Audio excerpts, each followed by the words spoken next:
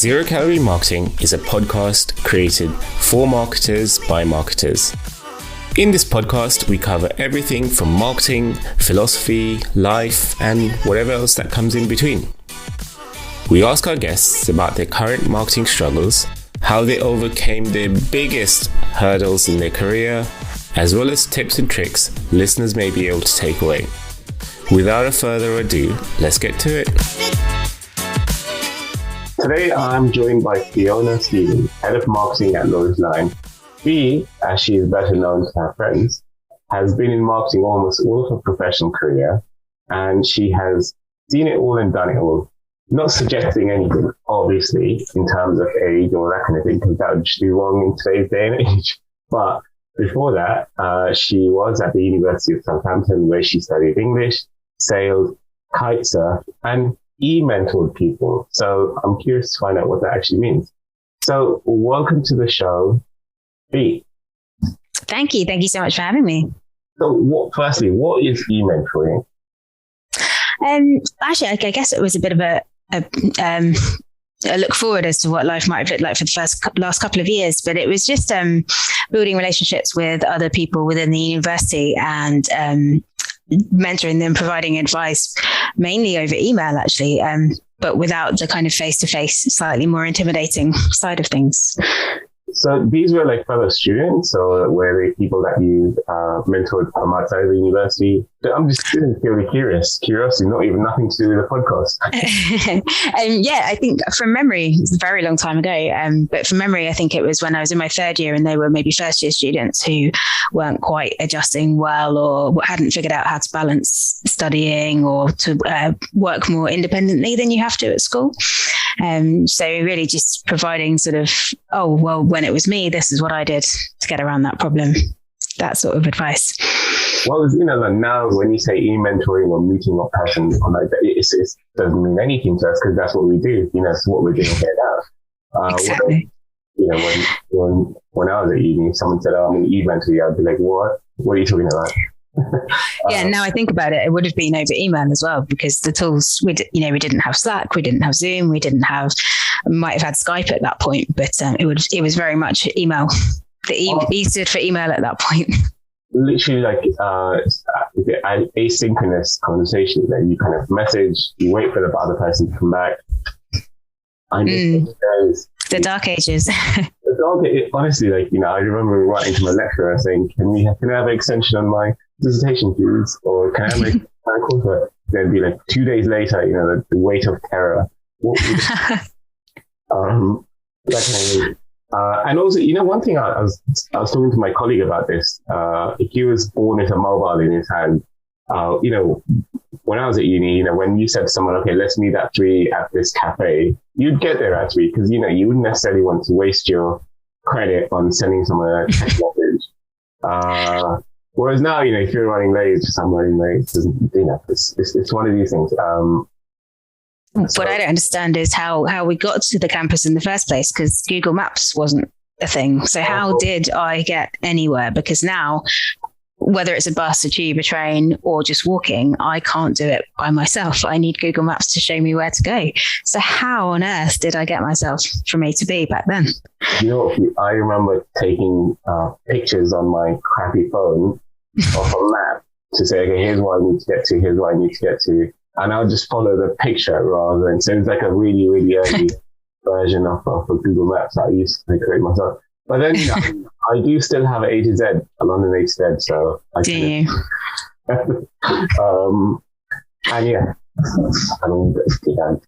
I cannot go anywhere without my city map or a phone, or on my phone or Google Maps. Yeah, this is the wonders of technology. Maybe in 10 years' time, we'll be wondering how did we ever not get without, Web3 or or whatever that may be. Whatever these mad scientists are working on right now. So for the audience, who are you and what do you do? Yes, I'm Fiona Stevens. I'm currently the head of marketing at Loyalty Line. We're a data-driven loyalty and engagement platform. And I work a lot with e-commerce merchants, basically helping them use loyalty programs as a way to drive sustainable growth. So at a time when things like privacy updates are making it a lot harder to reach your customers or to acquire new ones, cost of living crisis is making it very hard to sort of keep those sales coming in, really looking at helping merchants to look at their existing customer base and say, okay, how do we squeeze a bit more out of this? How can we use a loyalty program in a way that's much more than just a points and rewards thing, but actually building a brand community, building something that represents your brand that people want to engage with on a long-term basis. Wow. And, we'll put a link to Loyalty Line for anyone who's in e-commerce who wants to find out more. Because, you've been there for, I think, about 3-4 years now. And just over 4 years, yeah. It's one of the things where, you've probably seen the companies from not startup as in like completely, 2-3 people, but you've seen it grow even in this 4 year period. What's been the biggest thing that you've seen or you noticed since first time, the first year that you're there to what's happening now? I think marketing has changed beyond recognition in that time, to be honest. And we've gone from a place where data was just really freely available. There was no asking an app not to track on your phone. There was no GDPR. There was nothing stopping a marketer from having a gold mine of data that they could use. And today, it's different for us as a company, and it's different for the companies that we work with as well. But yeah, people are switching off and opting out now. So you really have to make sure that you've got something interesting and compelling to say. Otherwise, you're not going to get the opportunity to talk to people. So I think it's interesting because obviously we've gone from a marketing team of 1 to a marketing team of 10. But although we've grown a team, our options are narrowing at the same time. Or we're having to be a lot smarter about what we do and where we invest because we don't have the same wealth of data that we had previously. Do you think not having the access to data makes you want to kind of trust your gut or hunches more, or as in like it encourages you to do that more so than you would if you had, the numbers of, let's say, the latest campaign that you ran? I think it makes you ask smarter questions. So whereas before you might have gone on vanity metrics, like just focus purely on open rate and click rate, now you have to look far further down the funnel that and say, okay, we sent an email around this thing, how many installs or how many downloads or how much. I think it's forcing us to look at metrics that are actually a lot more important and a lot more tangible rather than focusing on the vanity metrics at the top of the funnel. Oh, that's interesting. Because we're running our email campaign at the moment, and this is very, very pertinent. We've got 3 different versions. We're going to probably add a few more A/B tests on the subject line and change the messages and see what actually literally gets us our SQLs and MQLs ready. But that's, I should ask you for some advice after this. It's really a ruse for me to ask for free advice from people like yourself. So in terms of, you studied English at Southampton. How did you actually, and from what I could see, on your LinkedIn, you have worked within marketing. Is it something, a lot of marketers that I speak to are like, I fell into it. How did you, what was your first proper marketing gig actually like, and how did you get into it? I'm afraid I'm going to tell you very, very similar. I really did just fall into it. It was completely by accident. I was, as you said, quite a typical clueless student studying English literature because I didn't know what else to do. I had no idea what I wanted to do, and that seemed quite broad. My dreams of being an Olympic sailor had already drifted quite a long way away when I discovered the university bar. So I was working part-time in a very admin-based job, and I was talking to my boss at the time about something, and she just turned around and said, you need to work in PR. I had no idea what PR was, but I thought, okay, if you say I'll be good at it, I'll go try it. And when I graduated, I went off to do my first job, which was an unpaid internship in sports PR. it was definitely a hard 3 months, and there was a lot of work for not much reward, but I did absolutely love it. But what I realized was that PR was a bit too much like sales, and I didn't have what it took to be a salesperson. But I really did love the branding and the messaging side. I loved the fact that with PR, you're taking a brand story and pushing it out to the world. And I realized that actually slightly upstream of that, there's marketing, which is where you get to actually create that brand and figure out how you want to talk about it and what the story behind it is. And so taking a step backwards into that marketing space seemed like the next best step. And I mean, I guess you haven't regretted it because you're still within the marketing world. Yeah. It's interesting you said, because, it's this kind of, we actually work with a couple of PR companies ourselves. And, I've got a few friends who are in the PR world, and the amount of time they take to kind of pitch a story to a journalist or to a magazine or outlet, they are kind of creating this story, which is the kind of common ground between marketers and PR people, I guess, where they're kind of, they're optimizing it for kind of press, whereas we're kind of working within, what's going to capture the person, whom we're emailing or messaging, its attention in a way. So there's that kind of analogy. Like within that, even within marketing, as we both have, there's a whole subset of experiences and discipline. Was there something that you progressively found yourself getting into more and more of? And, what made you go into that particular discipline? That's a good question. I think, again, it was all relatively accidental and just where the right jobs were. But everything I've done has been quite brand and content related. So my first paying role, I guess, was in an SEO agency, doing a lot of copywriting. And that was in the days of keyword stuffing. How many times can you use the phrase holiday in the Bahamas in an article, things like that. And after that, I went in to do in-house marketing at a PR agency, and the agency after that was content. So I've sort of always been quite B2B focused, and always been looking at the content side of things and how you create the content that works and push it out either for a brand exercise or an SEO exercise. So I think it's that organic piece that I've always been quite attached to. Yeah, I was talking to someone the other day, and they were like, there is no digital marketing. It's just marketing. This is just the world we live in, isn't it? It's this kind of thing where, SEO people I speak to are saying invest in content. There's no keyword stuffing, or gone are the days of anchor texts and, buying up backlinks, and then, suddenly you get a lot of traffic to your website. We were there with our previous company, and that's another story in itself. And you just actually literally have to work hard. Another thing is you also run a lot of webinars for Roadside. You're a very accomplished public speaker. What is your secret? I don't know if I go that far. I think it helps that I love the topic that I get to talk about. I am a consumer. I buy on e-commerce websites all the time, and I know when I've had a good or a bad experience. So it's very easy for me to talk about e-commerce because I'm an end user. And I think webinars are a fantastic bridge between the kind of organic content providing something really useful for your customers to actually the lead generation piece as well. It's a really nice win-win situation.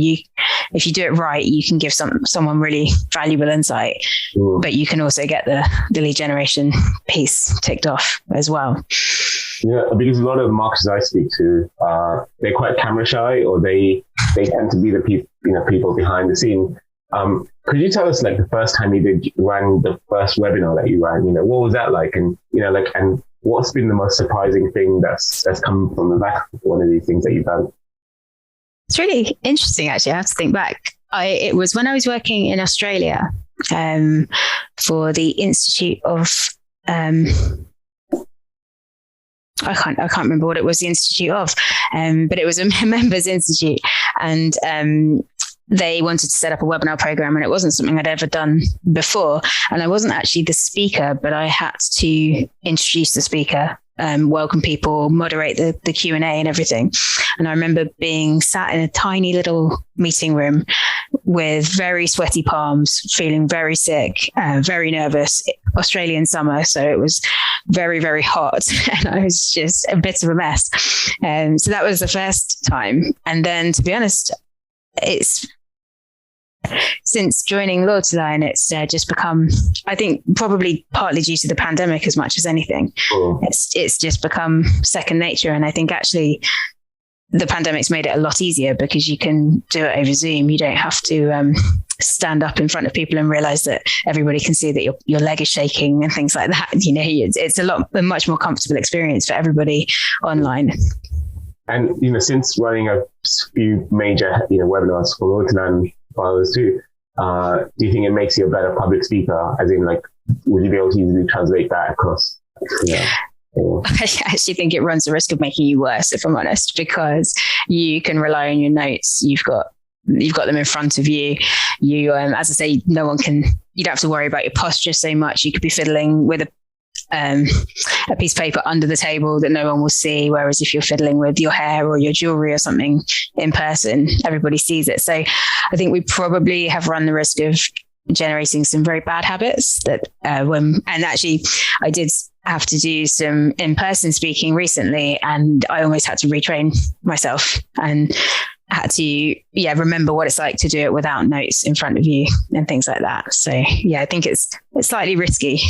You know, the thing is, what actually happened was we actually did some work for you guys, and we'd never met, but I recognized you from your webinars and also the videos that you published, and I was like, I felt a bit weird because obviously I knew, and you're like, who the hell is this guy who's just coming to me?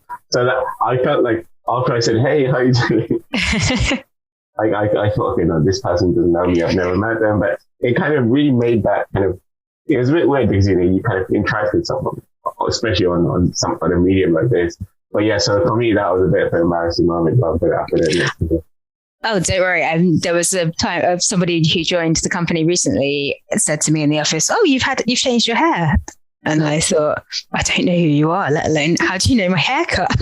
And it turns out they'd watched a webinar. So it's the thing, and I'm sure if we ever go to when e-commerce meetings start happening again, people will know you more, without you having ever met you. You're Theo. I'm not there yet. I'm doing some videos and stuff, but I get recognized mostly by my family and some close friends. Actually, one thing is I do publish some videos, and my friends do watch it online. They don't troll me, not yet anyway. Not in private. But they're like, "Oh, you're doing this, you're doing that," and I have no idea who's watching the video, so I just have to be like, "Yeah, I did." So it's kind of weird, kind of in that kind of online fame in a way. Going back to what's the other thing I wanted to really ask you about was you've seen and experienced marketing from different kind of perspectives in terms of small businesses, whereas growing businesses, whereas I guess some companies with little budgets, some companies with bigger budgets. What's been the one thing that that has worked for you time and time again in terms of I know there isn't a silver bullet, but if we could walk away from this and say, okay, that's something that we learned. What's worked for you time and time again? Could you expand on that, please? Yeah, I think it's for me, it's taking the time to figure out what your point is, what your story is, what's the value that you can actually provide, because there's so many businesses out there trying to do the same thing. There's so much content out there getting lost. And, we can all write another ebook about customer loyalty. We can all do this, we can all do that. But taking a step back and actually just understanding what your point of view is and what you can provide that's valuable is really, really important. I think as soon as your prospects see that you are doing some of the legwork for them, you're doing the research, you're showing them what they don't know. It's really easy as a marketer to sometimes patronize and send out messages that are sort of telling people things that they already know. And I think taking a step back, finding your point of view that actually really does help somebody, really adds value to them, rather than just repeating the same things over and over again, is the thing that will make every single marketing channel stand out. Once you've got that, you can push it out through your PR, through your SEO, through your PPC. It's, as you say, there is no silver bullet, sadly, but you can sort of clear the path for your bullets a lot better if you've got a clear perspective that's going to cut through and actually add some value to someone. Yeah, because we work with a lot of different types of businesses, B2B and B2C, and sometimes I have to stop myself from, kind of lecturing to our customers to say, I've never worked in e-commerce, or I've worked for a SaaS company before, but that's another story.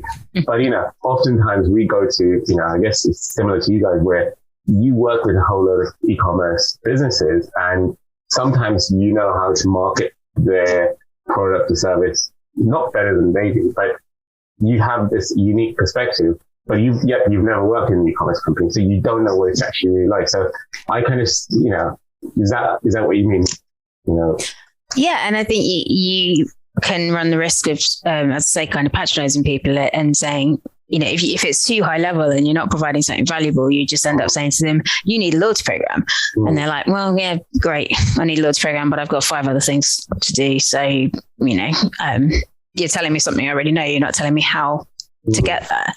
If you can tell them, these are the 5 ways to integrate your loyalty program into the marketing that you're already doing, so that it's not something extra on your to-do list. It's something that works in an integrated way with what you're already doing. You're changing their perspective. You're giving them a new way of looking at something, and you're making it seem reachable for them. For sure. In terms of, I know you're short for time, so I'm going to go through these. What's been a consistent headache that's been keeping you awake at night from a marketing perspective? I think I would say creativity. I've noticed that the longer you work in marketing, the less creative you become a lot of the time, because you're looking for ways to you're looking to build processes, you're looking to do things in a repeatable way, you're churning out an awful lot of stuff, and as a result, I think we all forget to be creative and spend time on creativity. And then you get to a point where your email subject lines start to lose their spark. Even the titles of your campaigns can start to look a little bit boring. I think that's the thing that keeps me awake at night, is how do you continue to be creative when you're trying to get things ticked off your to-do list. Interesting. What are your top 3 marketing books that you keep dipping in and out of, or maybe gift to your team, or one that kind of really stands out? There's a few. To be honest, anything by Seth Godin is worth a read. The Purple Cow is probably a personal favorite of mine. I read in the last few years something called The Challenger Customer. And it changes the way that you think about a brand narrative. And I do keep going back to that regularly. So definitely recommend that one. And third one would probably be, there's a book called Influence. I think it's The Psychology of Persuasion. Yeah, right? Yeah. Yes. Yeah. That's the one I go back to quite regularly as well. In that note, are there any blogs or any people that you follow on Tinder, Twitter? Twitter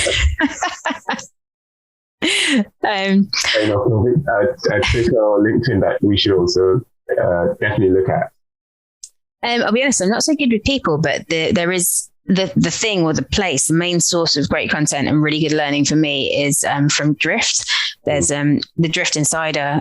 I don't know what they'd call it, a forum maybe, but they've got such good podcasts, great interviews, great courses, and you can get exposure to a lot of different people through that.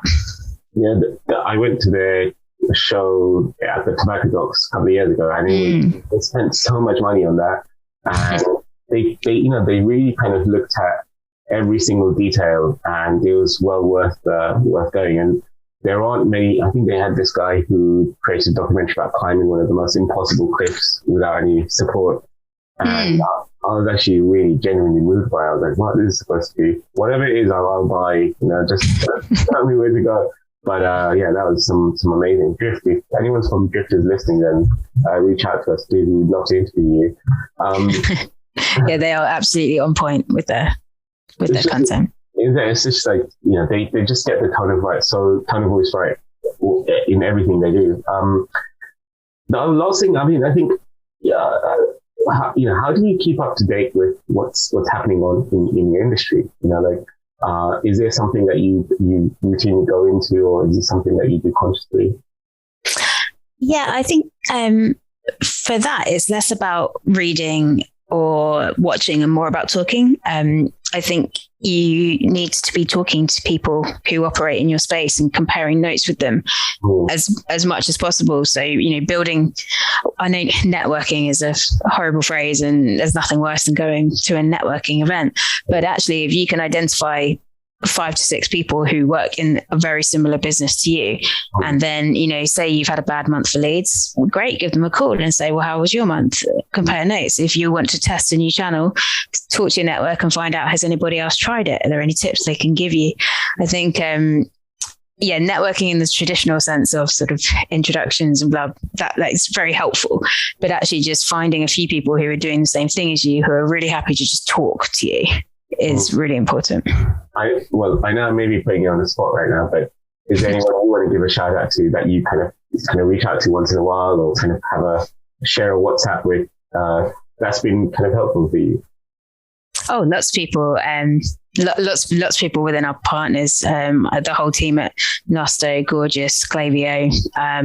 They're people we talk to, compare notes with regularly. Okay. Just as a quick last 2 things, predictions for next year. What are you seeing is happening within the world of e-commerce marketing, top things that we should look out for?